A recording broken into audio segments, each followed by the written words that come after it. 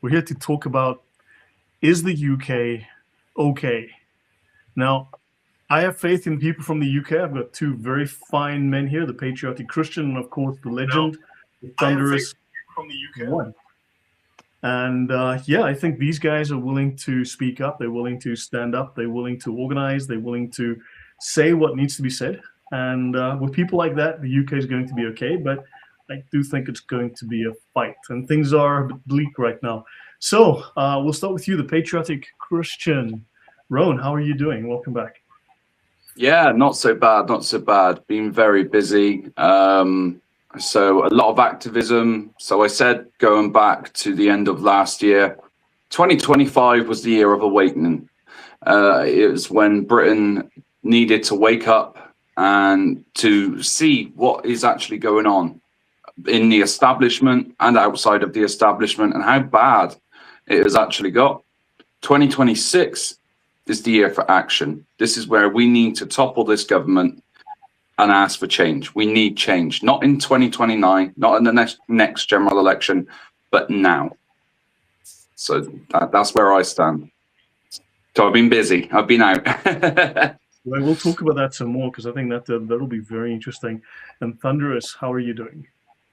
Hi guys. Hi Rowan. Hi Lloyd. And hi to everybody in the chat. I'm glad to be with you guys. Our first show of 2026 and looking forward to what's going to happen this year. I personally feel I think this is going to be a year where a lot of things are going to happen. I think last year and the year before possibly were slightly escalating incrementally from one year to another. But I think this year we're going to see a big jump, a big leap forward in some kind of direction. That's how I feel about 2026. Right. You know what? I think everyone is starting to see the problem. It's almost like it had to get really bad for people to notice, to properly notice, right? And now that they're seeing it, sure, it might be a fight to get back to normal, whatever normal happens to be. But I think people are realizing, look, this needs to change. Yeah, Noel Benstead says the country is a mess. Thank you, Noel. Yes, you do need a new Cromwell.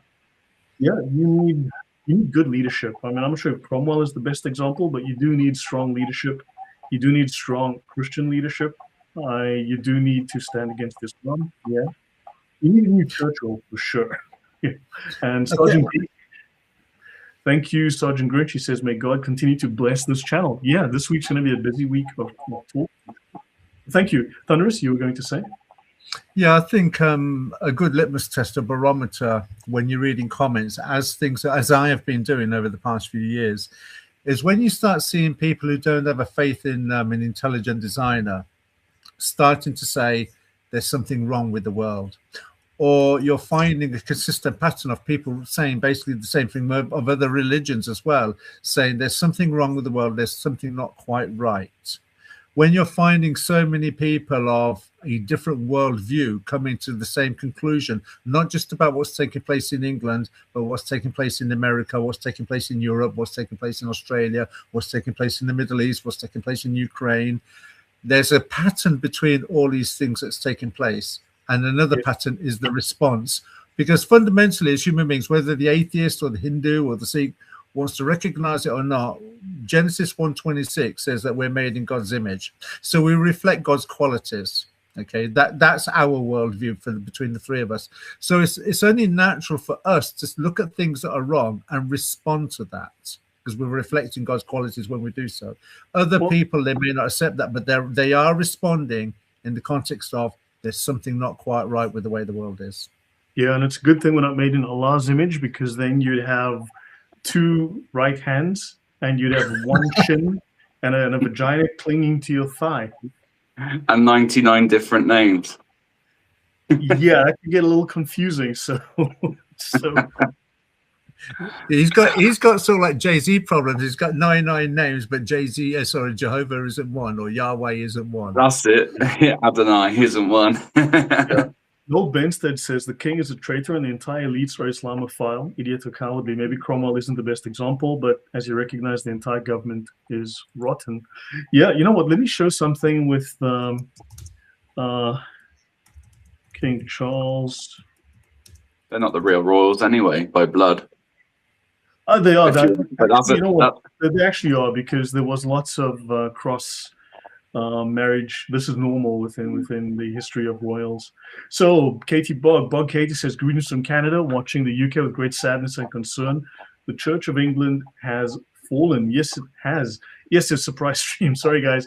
I should have advertised this earlier, but I was running late. The UK, you know what? I think the UK can come back from this. Spain had its Reconquista. The UK can have its Reconquista as well. And we have to be quick, though. This is the important thing, though, Lloyd, because we are literally on borrowed time as it is. The problem with our side, if you like, on the right or the centre right, it is becoming more of a divided place right now. And I would say it's beginning to get very messy. Let's just put it that way. So action is needed. Yeah, we need to see that. Remember, I've shown photos before of King Charles doing. Here we go. Let's have a look. Just a couple. So King Charles is a member of a Sufi order under Fritjof Schön, some sort of tariqa, and Sufis are Muslims. Yeah, but it's a Muslim order, so he belongs to this order. Does that make him a Muslim? Well, in theory, yes. And of course, you see he's got an affinity. And then, of course, there's several photos of him doing little things like this, which is of concern. And of course, he allowed recently in Westminster Cathedral, he allowed the adhan to be said, and for a Muslim imam to recite the prayers, which means that they deconsecrated the church and they effectively turned it into a mosque. Yeah, there was a mufti as well that said that if he was to reveal the things that he knew about our so-called king, that Britain would fall on its knees in despair. Whether that was just to wind us up or not, but the guy was he looked genuine. He was a Saudi guy, but he did say, like, there's stuff I know about your king in regards to Islam. And let's just put it this way, if Britain was to find out some of the things I knew and I was to reveal those things that I've witnessed, you would the people of Britain would fall down in despair. And I genuinely believed, I can't remember which video, I'll have to get that and send it to you, because it's quite scary to see. Yeah, because I mean I believe he celebrated Eid in the cathedral, but didn't celebrate Christmas, was it? Yeah, they were, wasn't it him and the Queen, his wife, former lover? They were packing up dates for the breaking of fast, weren't they? Is Iftihar, whatever they call it. So this has also been an incremental move on Charles's part. This is not some kind of recent relationship he's got with Islam. From what I can recall incidences between Islam and Charles going back about 25 years. All that's happened is, with a lot of things going on in the world, the presence of Islam and its manifestation in more of an open plain view has just incrementally increased. So it started off slow in the past, but it's making greater steps as we come to the period of time that we're in now. Yeah, I mean, you've got Muslims embedded in the civil service, which means that they're making decisions. And if Starmer steps down now because of the Mandelson/Epstein scandal, then of course you may have Prime Minister Shabana Mahmood. Isn't that an exciting thought? She's I think second in the polls at the moment. In the bookies, I think she is polling second. But I don't think Starmer will back down just yet. I think we'll probably latch on till May. But we'll see. We will see. He is treading on eggshells, so to speak. So anything can happen right now. I personally see that these things, particularly with the Mandelson and Epstein relationship, as being somewhat controlled, because when he was appointed ambassador to America, forgive me if that's not the correct role that he was given, the relationship was already known. It wasn't a secret. Mm-hmm. It's only something that's being played with now. I mean, the Conservatives knew, the media knew, you know, this is not something new. This is something that goes back years. It was known when the appointment was made, nothing was said. This is just a byproduct of the Epstein files as they've manifest now in the media, with released in what I would say is controlled damage control. So I don't see this as having the impact that people may think it would.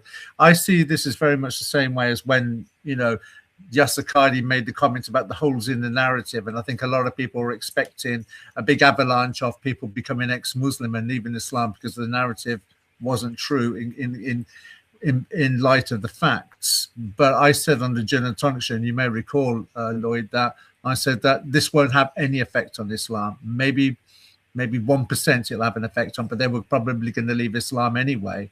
All that did was just confirm the reason why they were going to leave. And I think with this as well, people are expecting this to be a great deal of damage to the government. I don't necessarily think it'll have the impact that people are expecting. Well, let's see. You know what? Here you've got Ibidu1 saying, why are you Christians so hateful to Muslims? Well, the Muslims love, honor, accept Jesus. PB. No, Muslims insult, demote, and deny the divinity of Jesus. They deny his sonship. They deny that he is God. So, in fact, you insult Jesus. You have a different character. In fact, you don't have the Christian Jesus. You have a guy called Isa, whoever that is, who is not the Christian Jesus. And also, please give me the verse in the Quran that teaches Muslims to love their enemies and to love Christians and non-Muslims. Please let me see where that is. Christians are instructed to love their neighbors and to love their enemies. Of course, we must speak the truth. And of course, the truth can be divisive. The truth about Islam is unfortunately very, very ugly. And since we're on the topic of Epstein, and I want to show this. This is from... These are the Epstein files. This is the Epstein library from the US Department of Justice. I'm just going to go through because Muslims continuously go on and talk about how there are no Muslims in the Epstein files. I still see this. This is from Abdullah Al-Mari to Daphne Wallace. Now, she was working with Epstein, and there's a few of these files I'll mention. I just typed in the word Kaaba. I typed the word Kaaba into the Epstein files. Let's have a look. The three pieces in the next pages are from inside and outside the Kaaba. Okay, this one says we are going to ship Mr. Epstein 3 pieces of the Kaaba for his mosque.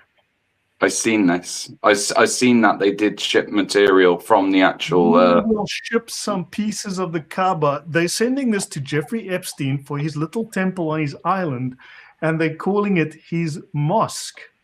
That is fascinating. Let's have a look. It says here, as per instruction, we will ship some pieces of the Kaaba for the mosque.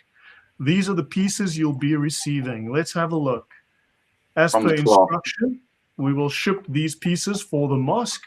Some pieces of the Kaaba for the mosque. Let's have a look here.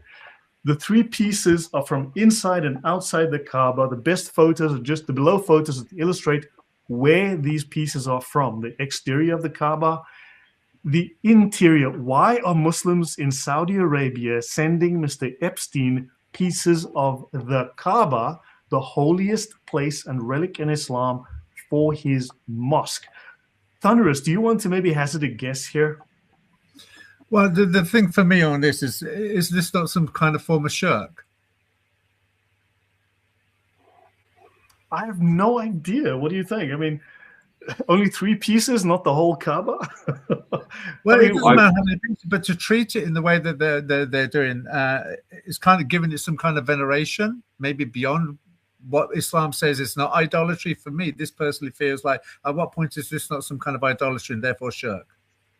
It's shirk anyway. We all know it's shirk anyway, but this kind of adds to the narrative of shirk. But why are Muslim authorities sending Mr. Jeffrey Epstein pieces of the Kaaba? It would be to satisfy the Muslim people, so to say, that are invited to the island. So whilst they're there fondling children and doing what they want with children, as their religious texts give them permission to, they can go off to also pray in there. Probably one of the mosques that Epstein has built there for them, so that they can pray whilst they're staying at the island. That's what I genuinely believe. And whilst doing so, they can think, we got a piece of Mecca here too. So, yeah, I mean, it'd be just to facilitate them. Yeah, Jesus is not Isa, and and also no peace be upon him needed for Jesus. He's not dead, whereas Muhammad is dead. We know Muhammad died. And here's an odd thing, right? Muhammad is known to have sinned in the Quran. Muhammad is known to have done things which were displeasing, and he had to be forgiven for his sins. Jesus and his mother are regarded in the Islamic narrative in the Quran as sinless. Why don't they venerate Jesus, who is sinless, but rather take this sinful man called Muhammad and use him as the perfect example? Isn't it strange that the perfect example is not the sinless Jesus, in the Islamic narrative at least, and his mother, but no, it's the sinful Muhammad? Very, very strange, very backwards and upside down. But if you look at... Go on, David. It's very inverse, isn't it, really, when you consider that Muhammad is not called a Messiah, but Jesus is. Muhammad wasn't born of a virgin.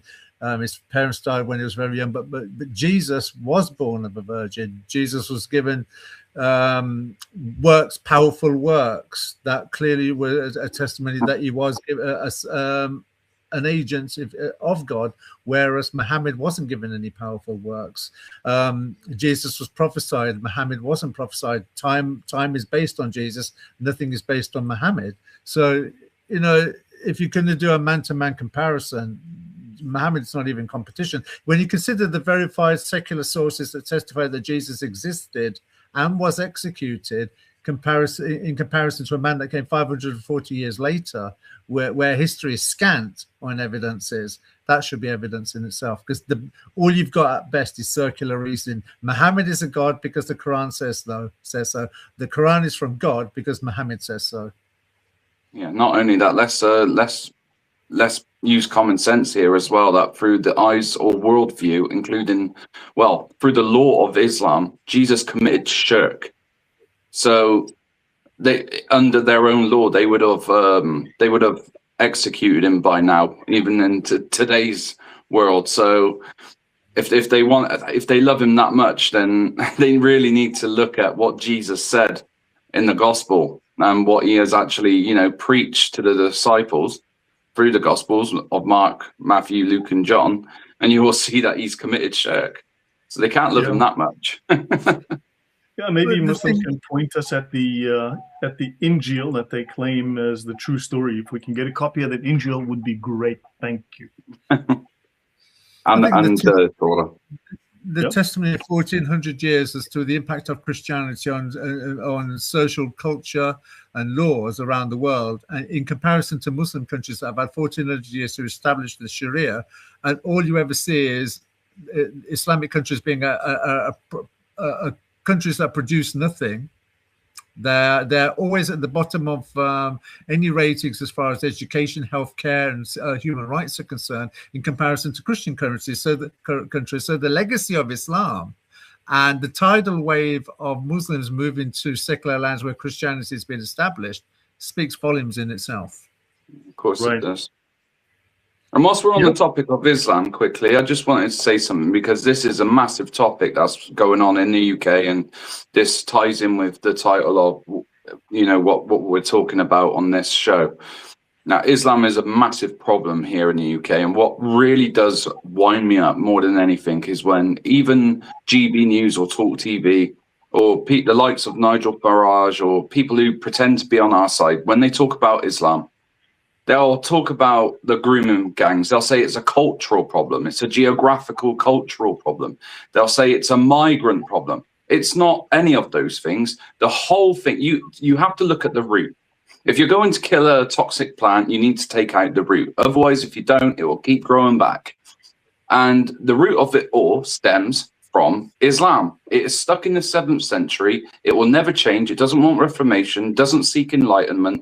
And until we are brave enough to actually say this religion, this ideology needs to be prohibited, outlawed completely, we are never going to get anywhere in the West with this ideology, no matter what. And until people wake up and face that truth, we're going to keep going around in circles. More blood will be shed, more screams will be screamed out. and they will echo off the walls that our forefathers and ancestors built. I'm sorry, but that's just the truth. Yeah, Islam is very much like Japanese knotweed. Yeah, there's no radical or moderate part. There is just Islam. And if you look at the life of Muhammad and his companions, the most perfect Muslims, then you will see for yourself that this is not an ideology that fits in with Western democratic values. It doesn't belong here, and it's never going to change. We're seeing I noticed that the one of the comments in there, I think it was actually removed by one of the moderators, where the comment was by the guy trying to create some kind of equality between Muhammad and Jesus. And I just find that absolutely absurd. I mean, Muhammad killed his critics. Jesus' critics killed him.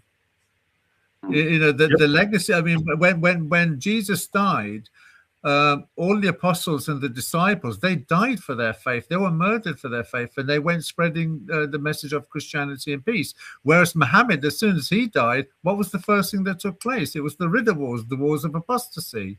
You know, how many the apostles weren't killing each other after Jesus' death, but how many caliphates died or were murdered by their own people? After you know, these two immediately after. Now, he says Jesus is considered equal level with Muhammad. Yeah, sure. We're supposed to believe this. It's amazing how Muslims don't realize we've actually read your books. We've actually read the Quran, the Hadith. And extra. This stuff. We know it better than you do right now. You know? I mean, look how, Sheikh Uthman ran from God Logic recently. Yeah. You know, I mean, because they know that we know the material better than they do. How many Muslims have sat with me to defend the Sharia? Like zero, right? So, yeah, but you Christians transgressed Jesus' message and began. These Muslims come 700 years after Jesus, 600 years after Jesus, and they want to explain the Bible to us. They claim to have the Injil, but they don't have a copy of it to show us.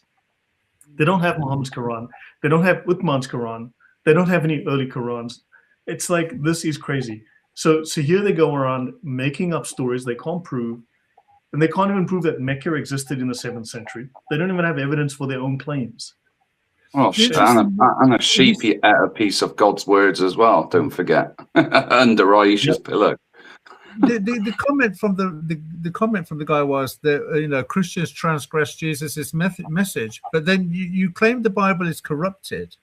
Then you say that it was corrupted as it was being written. Then you say that there was a copy of this magical book called the Injil. You're challenging the message that you're saying that Christians transgress, but you don't even know what the message is. And when the message is put forward to you, when you start quoting parts of the gospel that you say weren't inspired, so according to, you don't even know who these people are, but yet you still quote that book to validate your own prophet. But when those texts are used to challenge your prophet, then it's back to being corrupted again. I mean, you know, they can't even be consistent with their own line of reasoning. The reason for that is, though, and we have to take this into account, Muslims are not allowed to criticize Islam, for a start. If they did, you know, the whole family will come down on them, the whole community would come down on them, and they cannot leave. If the apostate, you know, the punishment for apostasy is death. So even if they wanted to, and even if they knew the truth in their minds, they're not going to say anything with their mouths, because if they did, they're just going to face persecution from their own loved ones, their own community, their imams, so on and so forth. So even if in the back of their mind they are, you know, doubting just that little bit, which I bet the majority of them do, they all know that they can't say anything anyway, so they won't. They never will. So they'll just back Muhammad. They'll back Islam as much as they can to look good in the eyes of Islam and their community. Yeah. So to mention, this guy says, the Badger, look at you cute lot pretending moral high ground. You murdered religion in your countries. Everything God has forbidden, you have allowed. What does Deuteronomy 14:8 say? You don't even know your Bible. Well, first of all, Deuteronomy is the Old Testament. Muslims don't know the Bible because Christians are not bound by the Old Testament. We have a New Testament for a reason, right? It's an agreement. It means and then agreement. On top of that, let's have a look at, besides Muslims and the Saudi authorities obviously shipping pieces of the Kaaba to Jeffrey Epstein, because they obviously think that, you know, for Jeffrey Epstein's mosque, according to the official documents from Epstein's files. They're sending it for Epstein's mosque, meaning Epstein was a Muslim. Looks like it. But let's have a look at Muhammad. So also I asked our friend earlier, please show me where in the Quran it says that Muslims must love their enemies and love the Christians, or anyone else for that matter. And of course, he didn't show me that because it doesn't exist, because you consider us as enemies and you have to hate us. Let's have a look. Muhammad's 6-year-old wife scraped semen off his clothes with her fingernails. Narrated Aisha, I used to wash the traces of semen from the clothes of the Prophet, and he went for prayers while traces of water were still on it. That is in Sahih Bukhari, right? Let's have a look here. Narrated Aisha, right? I asked Aisha about the clothes soiled with semen, and she replied, I used to wash it off the clothes of Allah's messenger, and he would go for prayer with that clothes with the water spots on it. I heard Sulaiman bin Yasar talking about the clothes that Muhammad soiled with semen. Aisha had said, I used to wash it off. Why is Muhammad, the Prophet of Islam, coming on his own clothing? Was it his cum? Was it his cum? Yeah, that's the thing. Or it could be the people from the Al-Zut people. Exactly. Was it the Al-Zut coming all over Muhammad's clothes? You know, so don't talk to us about moral high ground. I think you guys have taken the moral low ground here. He's quoted Deuteronomy 14 verse 8. And Deuteronomy 14:8 is that default position that Muslims use about eating swine or eating pig. Yet Deuteronomy 14 verse 7 talks about you can't eat camel as well. The irony being, Muslims eat camel. Not only do Muslims eat camel, they also drink camel urine. There was a case in Saudi Arabia about 10 years ago where there was a shop in Saudi Arabia selling camel urine. The shop owner got arrested because he was urinating into bottles and selling his own urine to the customers. This is an actual fact. So if you want to take the moral high ground, I would sooner eat swine than I would drink camel urine as prescribed by your prophet, and has been endorsed by Asim al-Hakim, who claimed that the properties of camel urine actually have good effects on people's stomach. It helped his friend get cured from stomach cancer. Okay. However, camel urine has actually been linked with MERS, which is Middle Eastern respiratory syndrome. I would sooner eat swine than drink camel urine. But then again, there's something else. If you want to take the moral high ground, please come on the channel. Let us discuss the 54-year-old prophet having sexual intimacy with a 9-year-old girl. If you want to take the moral high ground, let's have it. And his auntie in the grave to lessen the sins.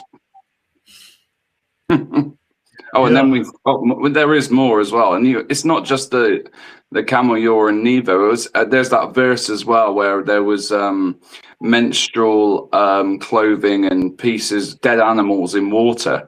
And the companions asked him, they can't drink from this well because it was dirty, because it had menstrual cloth in there and dead animals. And Muhammad said, water cannot be made dirty, so you can drink from it. So if you again, moral high ground. Just so we know, Saudi authorities did arrest a Pakistani man. It's not the only one for selling his own urine as camel urine. So people were buying it. And then on top of that, so Muslims eat camels. Yes, I lived in the Middle East for 11 years. I worked all across the Middle East. I traveled extensively, and yes, they do eat camels for sure. And then, can someone make up the final facts? Was Epstein Mossad or Abdul?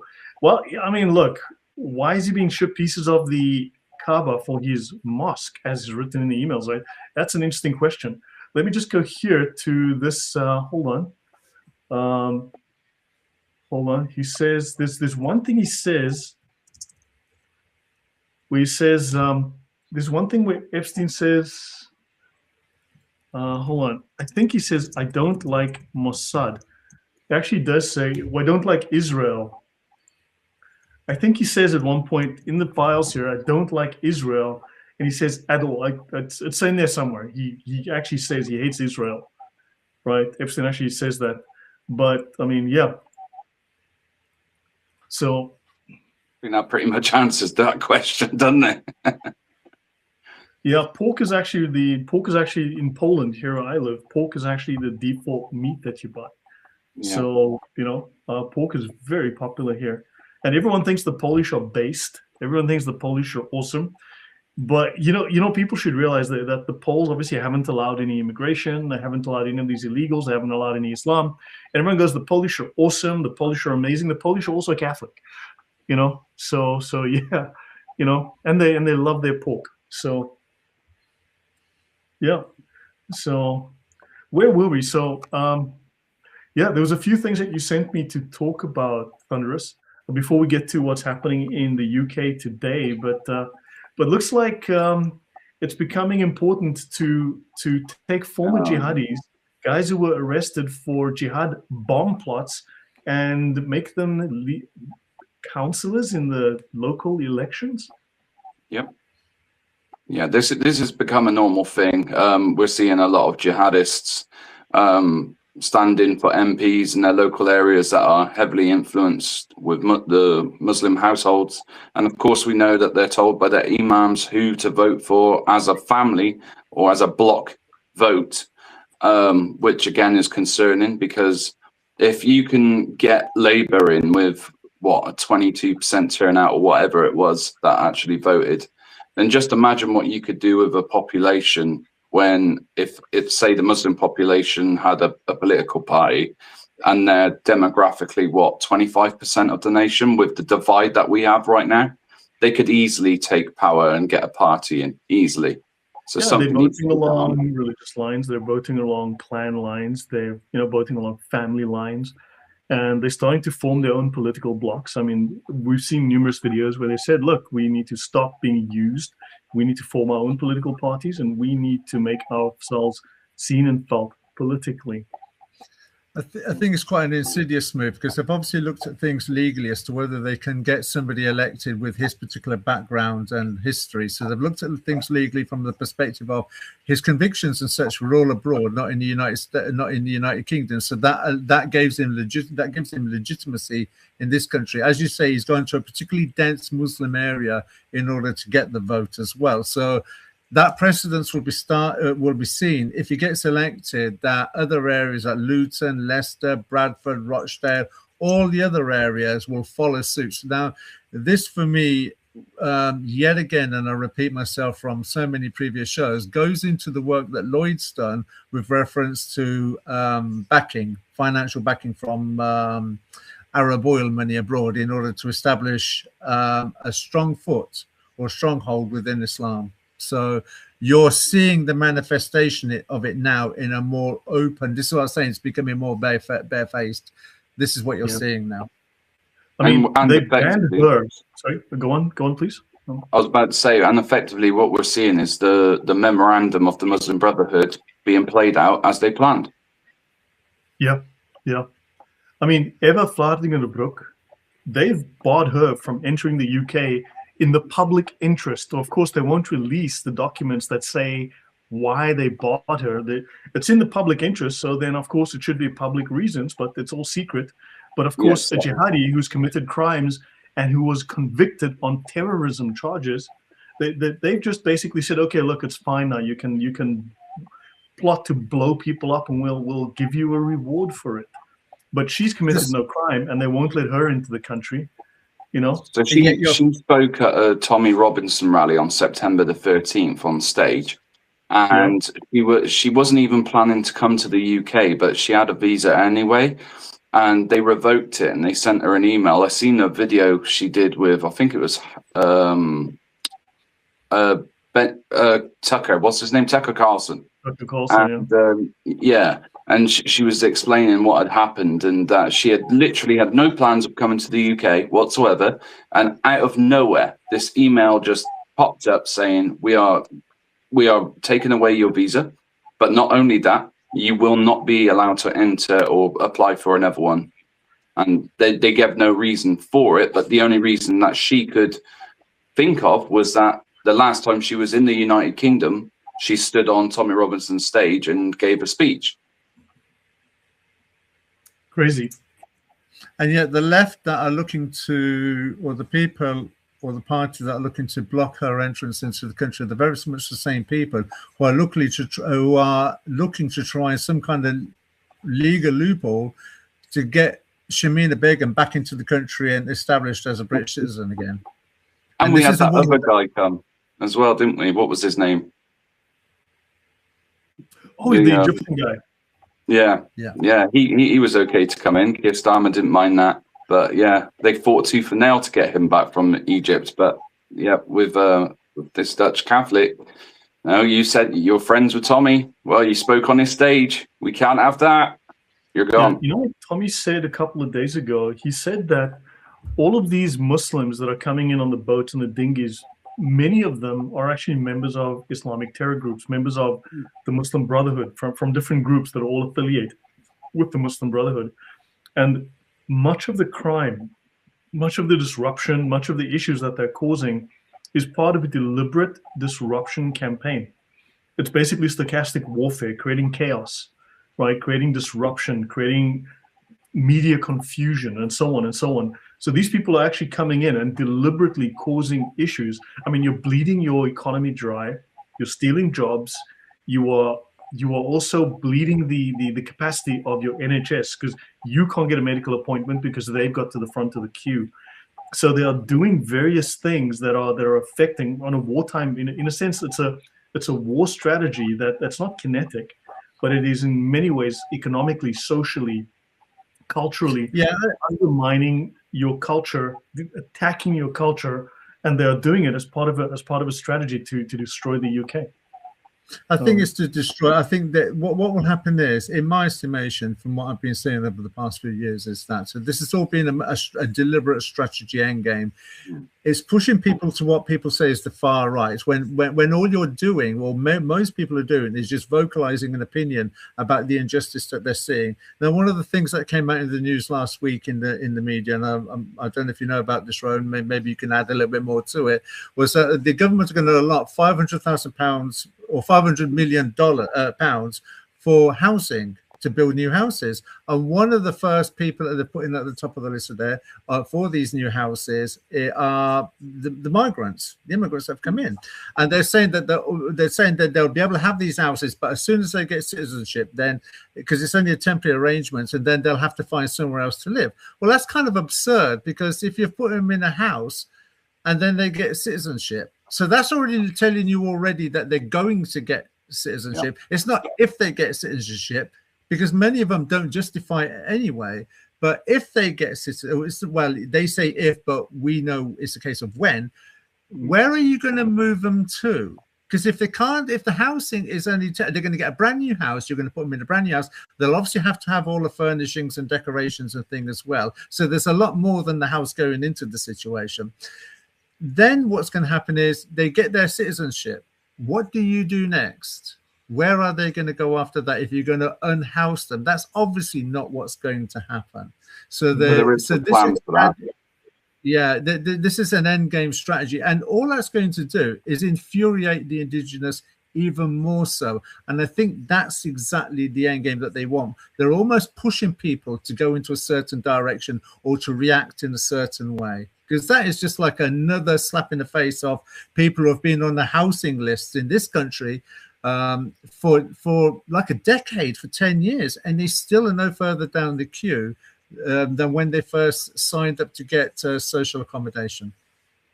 Yeah, and not only that, going on the back of what Lloyd said about where they were, you know, these guys that are coming over here and they're causing chaos. Well, our government have decided to not only do the security and do the hotel staff tell these migrants not to talk to us or to integrate and assimilate. They persuade them not to talk to absolutely anyone in the public. They are now giving them self-defense lessons just in case they interact with us.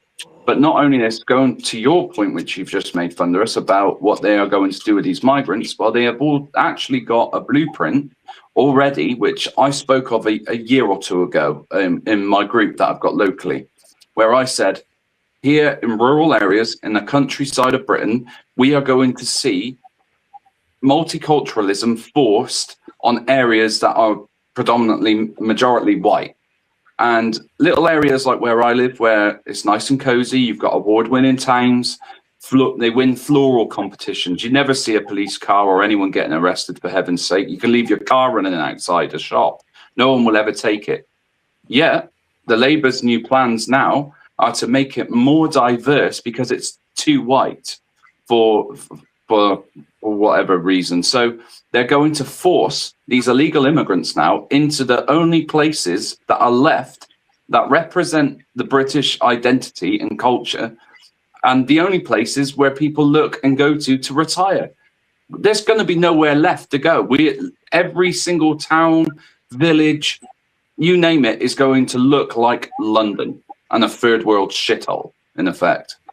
Man, and not only that, in many parts of the UK, they want to ban dogs because Muslims don't like dogs, right? You don't want somebody think of the Muslims. Please don't offend them with dogs. Like, hello.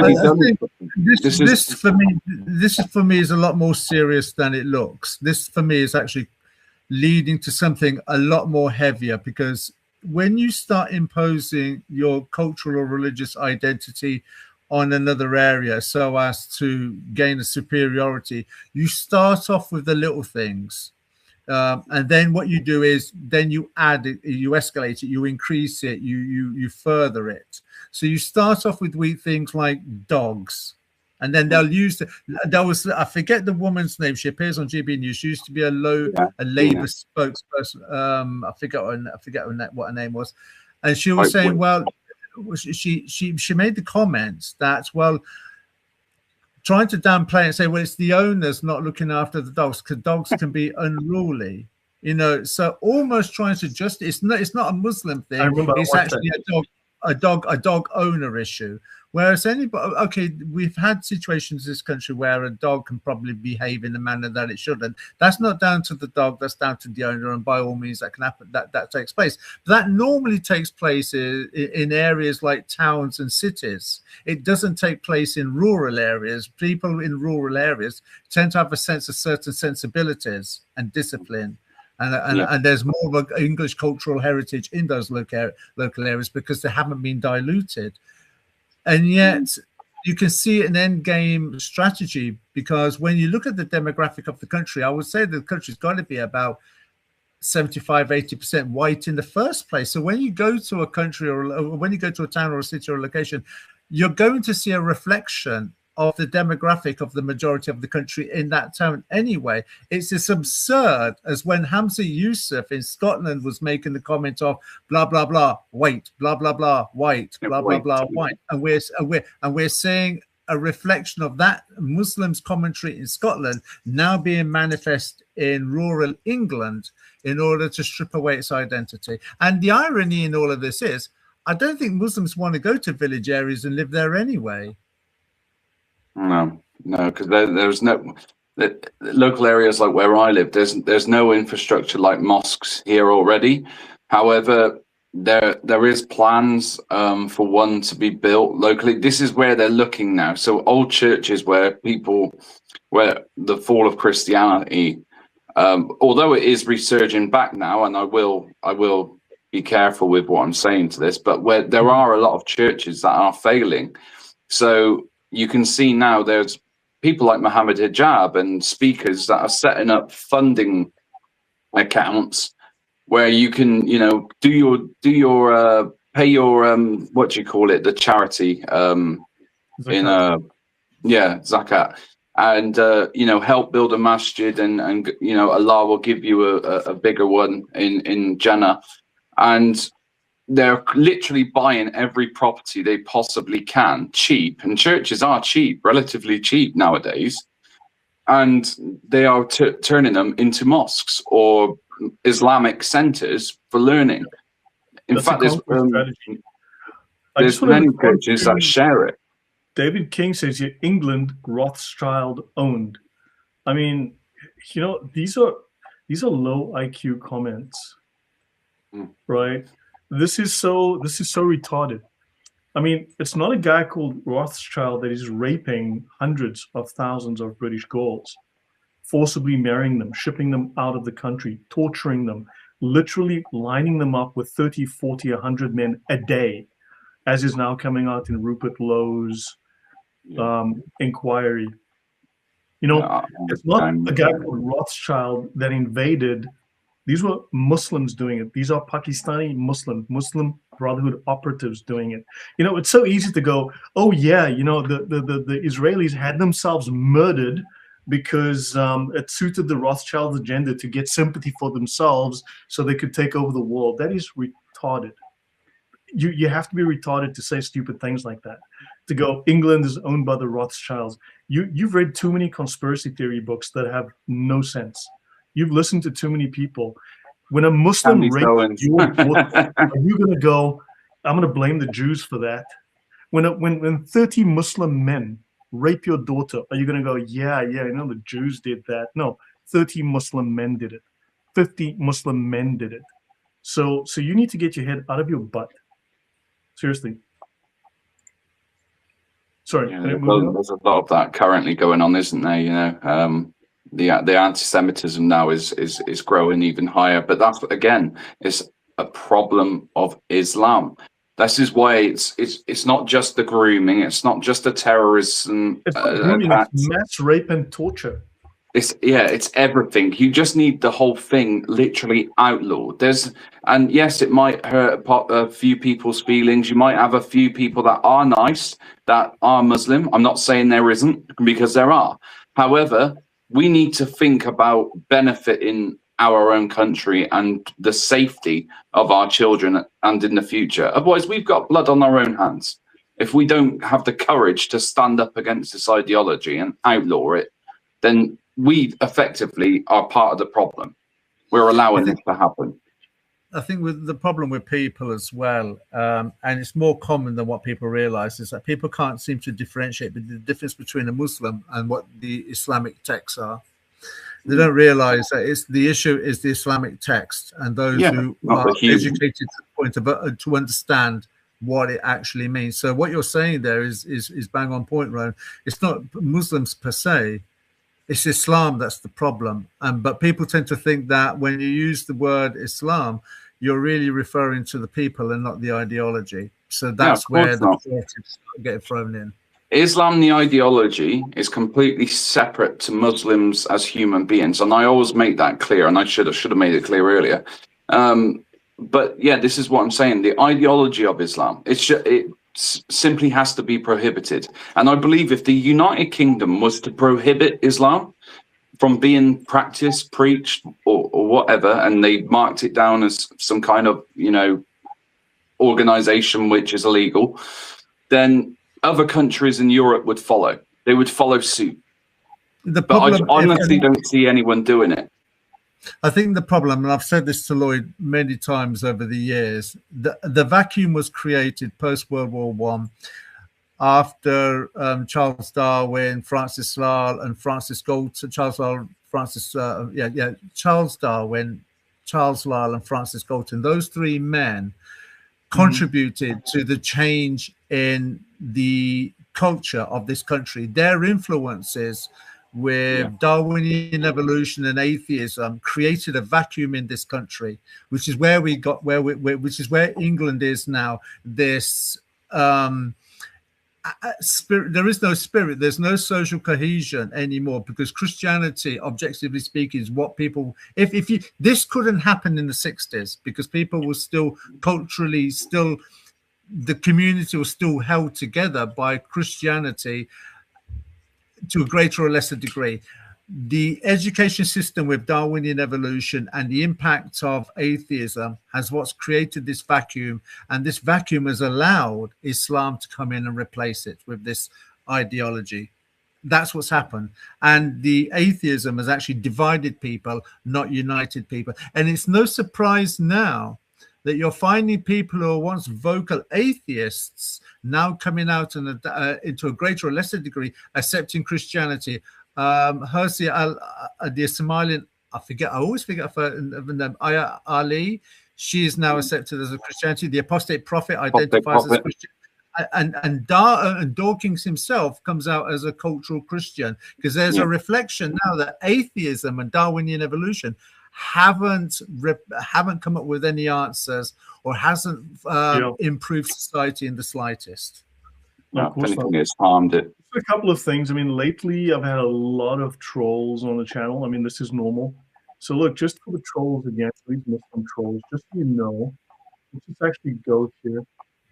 I've seen. I just want to make sure that you guys, as Muslims, you all know that the Kaaba is in the Epstein files. Muslims are in the Epstein files. And it says here that Muslims are shipping Mr. Jeffrey Epstein pieces of the Kaaba for Jeffrey Epstein's mosque. So who knows? They might all flee there now once a year and do their pilgrimage. But the thing is, it's a stupid line of reasoning anyway. Let's pretend for a moment there are no Muslims in the Epstein file. What does that actually prove? What does that prove? Does that mean that Islam has a moral high ground because there's no Muslim named in the Epstein file? Excuse me, look at all the Pakistani Muslim rape gangs that have been taking place in this country for decades. Yep. What about your own prophet? What about countries that are Islamically controlled that allow 9-year-old girls to get married? What about female genital mutilation? 24 clinics on the NHS in this country. What about honor killings? What about acid, oil, and boiling water attacks on women? Yeah. What about forced marriages? What about consanguineous marriages? What about kidnapping your own daughters and taking them to countries to marry off to people that they don't even know? Where's your moral high ground then? Yeah. Or stoning your own daughter till they're unalived. Yeah. And also Justin Duplessis is correct. I mean, the UK is owned by Qatar, right? You've got Saudi and Qatari money. They clearly are running the UK. There's clearly something very wrong. The UK is being infiltrated by Muslims in the government. You've got what, 97 Muslim mayors? What, 18 Muslim cities are run by Muslim mayors? And now, what's this one guy that, I mean, you've got two choices for this one mayor that is this guy. This guy is a former jihadi terrorist, and he's running against a Pakistani that can't speak English. So you have a choice between a Pakistani mayor that can't speak any English whatsoever and a former jihadi that tried to murder people for Islam. Or potentially Sharon Osbourne. I'll just give a quick shout out to Justin. He's a good friend of mine. He's a fellow patriot that I do I attend events with. So yeah, Justin. Yep. No, I mean, these Muslims are shameless. They, you know, something also recently, someone mentioned the Rothschilds. You know what? The Rothschild legend comes from the 1700s when Rothschild was very, very rich. I did some years ago. Thunderous, do you remember we did a show, it was probably 3-4 years ago. We did a talk on the Rothschilds. We looked at their actual financial situation today because he had a lot of descendants and his land was divided. And I think the richest Rothschild is like way down the list these days because he was the richest man in the world like 280 years ago, right? Today, the man is like, they don't even feature, I think, in the top 1,000 richest people in the world. Yeah. They're so poor now. They're so poor because of mismanagement, of having multiple families being sued, and having to divide the money across hundreds of ancestors and descendants and whatnot. So the Rothschilds aren't even as nearly as influential and wealthy, but people love to trade on that, and then they want to ignore the fact that Qatar and Saudi are heavily influential worldwide, exporting rape gangs, exporting terror, exporting infiltration all over. It's just, yeah. But I'm funding educational facilities. Universities are, you know, they are predominantly funded by Qatar, Doha. There's a lot of money from Doha that goes into universities in the West. And again, this comes from the memorandum planned by the Muslim Brotherhood, which is in America. And they've got all the knowledge. This is what upsets me. You see places like Dearborn, Texas, other places as well. Is it Minneapolis? They're all falling. Yet they've got this memorandum which clearly states what they're going to do, how they're going to do it, how they're going to infiltrate every sector of the establishment. And yet none of them are saying, right, we're going to do this, we're going to do X, Y, and Z. They're just fall into it. And as solid as Trump is and as based as Trump could be, he is not recognizing that this ideology is a huge, huge problem. It's sadly, I think, and that's just to do with trade, isn't it? Saudi and all that. Otherwise, if he was to be honest, okay, we have to keep it at arm's length. Since you brought this up, I'm going to show this. Since you brought up the Muslim Brotherhood, so for the audience, I've covered this in the past. 2004, a Brotherhood operative called Ismail al-Barasi and his wife were pulled over because a cop observed them filming the struts, the supporting struts of a bridge, right? The Chesapeake Bay Bridge. And the cop thought it was suspicious that they were filming the support struts of the bridge. Now, of course, Albaraz and his wife then suddenly disappeared out of the country. The police raided their home, and then they found a hidden room with 80 boxes of documents. And these were documents belonging to the Muslim Brotherhood, who were then, and of course, the Holy Land Foundation. This was the largest terror funding trial in US history, and they found the Muslim Brotherhood's 1991 strategic plan for its operations in the United States, called the Explanatory Memorandum on the General Strategic Goals of the Group. And they state the role of the Muslim Brotherhood in America is to destroy America. The process of settlement, and this counts for France, Italy, you name it, the UK, the process of settlement is a civilization jihad process with all that the word means. The Brotherhood, now remember, the Muslim Brotherhood is all the Muslims, must understand that their work in America is a grand jihad in eliminating and destroying the Western civilization from within, sabotaging its miserable house by their hands and the hands of the Muslim believers, so that it is eliminated and Allah's religion is made victorious over all other religions. If we do not have this level of understanding, we are not up to this challenge and have not prepared ourselves for jihad.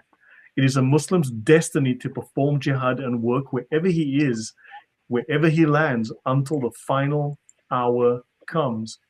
And there are multiple phases. There are 5 phases for this infiltration. Phase 1, discreet and secret establishment of elite leadership. This phase has already been implemented. Phase 2, remember this is 1991. Yep. Phase of gradual appearance on the public scene and exercising and using various public activities. It has greatly succeeded in implementing this stage.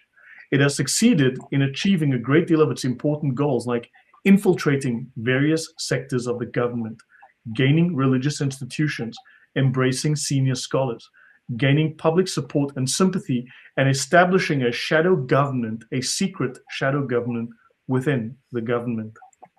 Phase 3, utilizing mass media, currently in progress.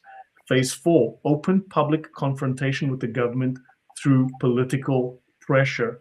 And then training on the use of weapons domestically and overseas in anticipation of 0 hour. It has noticeable activities in this regard. And then seizing power to establish their Islamic nation, under which all parties and Islamic groups are united. So they're using our hand of democracy against us.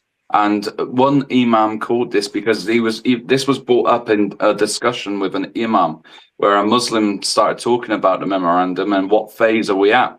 And he said, it's nearly completed. He said, inshallah, he said, it's nearly completed. And he said, and we're going to use it against them. He said, we've got Muslim parties that are coming to fruition in the United Kingdom. We have our brothers in Germany calling for Sharia law.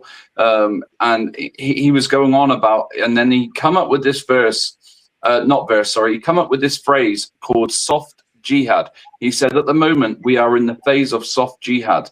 But when the demographic changes and we have enough people and we're in every town and every city of a country, he said, we will have people at checkpoints that will force or convert non-believers to Islam, and if they do not, we will attack them.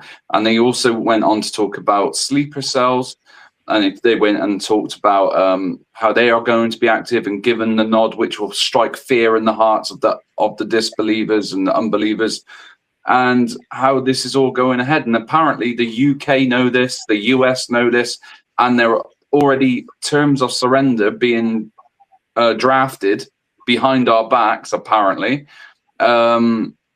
just in case, because they're aware of how strong the brotherhood, the ummah, it actually is. This is how these imams are talking to the Muslims right now. And we have no right to be in fear. In fact, they're trying to bring in through the back door blasphemy laws. So we daren't even talk about this ideology. And Muhammad Jihad has been saying, we are 50 million Muslims in Europe. We need to organize and take over. Yeah. That's because So it's 50 million, which is more than the number of the police and the army as a collective in Europe. Yeah, and you're dealing with an ideology that's, you know, if they die trying to kill you, well, that's part of their code of conduct. It's an honor. That's what they're looking for. They're looking for martyrdom. So that's a level of behavior that you can't reason with. And that's what another danger that people have to accept, that if your enemy is prepared to die to get at you, what can you do about it? Effectively, all you can do is preempt it by doing them first. And another phrase by Muhammad Hijab, we've heard him say in the past, we love death more than you love life, which tells you everything what we are up against. And if we can't unite on our side and come together and try and sort out these problems that we are facing, the threat and the level of it that we are facing as a nation, then we're doomed. And if you look in America, they have it a little bit better because they have the second constitution, so that they have the right to bear arms. We don't have that here. We're screwed. Yeah, I want to bring attention to this. You guys may remember this incident of this little girl who she lost her mind, and I think justifiably so, because she said there were kiddie bashers. They had beaten up her friends. They'd hurt her friends, and she was using the weapons to protect herself and her friends.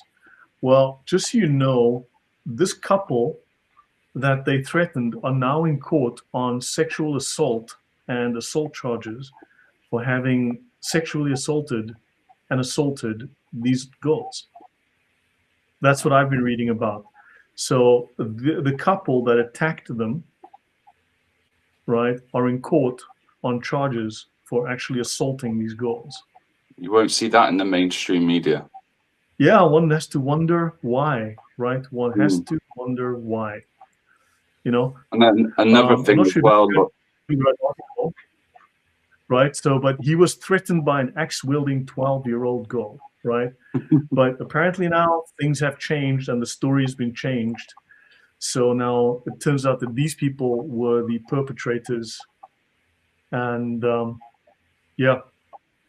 and his name is Fatos Ali. Ali is that's a Hindu name, right? Ali is a Hindu name, right, guys? Right, yeah, so Ali apparently was doing something he shouldn't have been doing with his little wife here, and they were attacking and hurting and damaging these girls, and so there you go. Just so that I mention that. Did you notice in that report it says legally from Bulgaria? Why do you think they were saying legally from Bulgaria? You see, everything now, what we're looking at in the media, and when they report these situations, is all very much, everything's hidden in the words, or the lack of words, or the lack of identity now.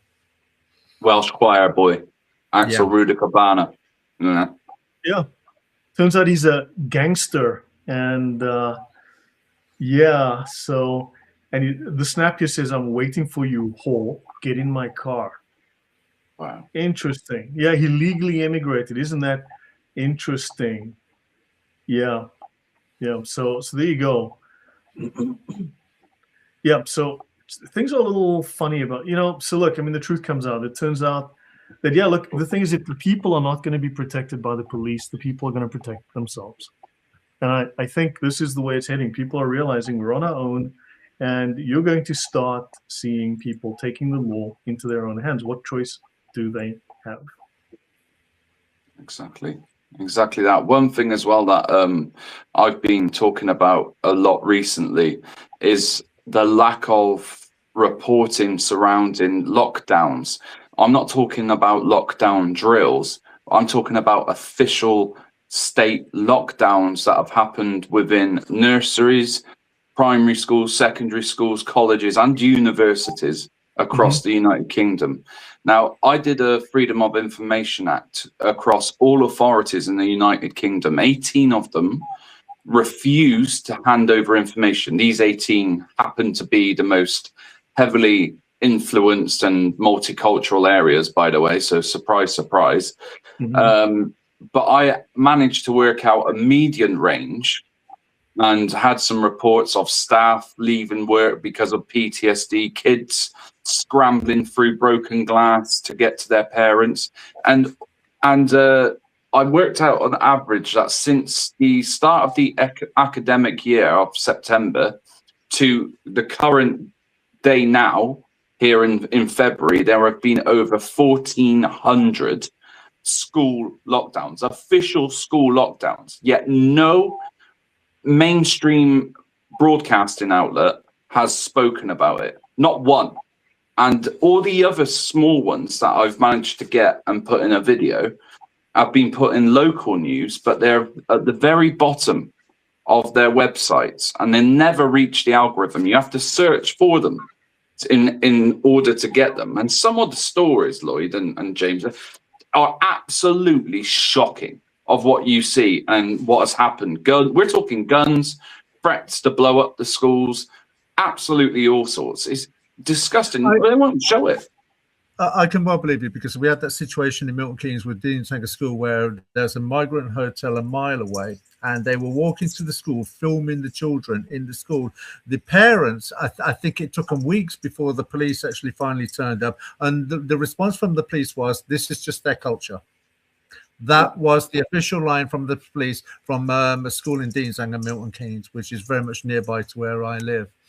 So all that's happening with this is it strengthens the mindset of the Muslim, because from their point of view, because they're so entrenched in their ideology, they see this as some kind of incremental way of Allah blessing them.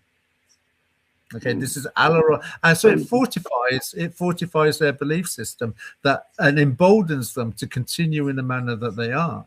Whereas the indigenous of the country, it weakens them, it strengthens them, because the law is seen to be protecting them whilst persecuting and prosecuting those who have a legitimate legal claim against what they're seeing. And that's and a good example of this was the Epping Hotel situation where a migrant had raped a girl, and the police were denied it, but then were found to be complicit in driving in, shipping in, bringing in leftist woke protesters against the parents and the residents of the Epping Hotel.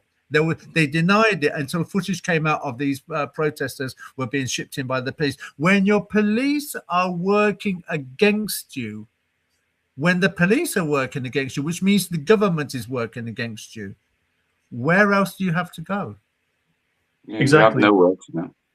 And I did say 1,400.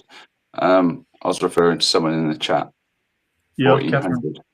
I don't think we know the half, not even a quarter of what's really taking place, because it's not so much the media won't pick it up. I challenge the integrity of the media system and platforms and such, that where they shadow ban information that does go out of certain things that are taking place in certain locations. And also the fear as well of people in those locations, that if they do see anything, how will they as a human being be perceived in that local area from the government and the police? And like I said, and that was without they're the ones that I've figured out by a median range from the authorities that did actually give the information back. I put a video together, uploaded the video. Of course, it didn't hit the algorithms. It didn't get any. It had about 24 views, and but with the 18 authorities that refused to give me the information, these are big areas where more lockdowns have happened and everyone knows about. So they were the key ones I wanted as well. They were at the top of my list. So, and I thought if I was to get the information from those authorities, that the video would be a lot better. And of course, they refused to give it because they know that it's too damaging for them. If they were to have that information released into the public, it's just like they will not, the Labour government will not put out or release any information regarding crime, and that is tied with migrants. They won't give any statistics, because if they did, there would be uproar within the British public, and rightly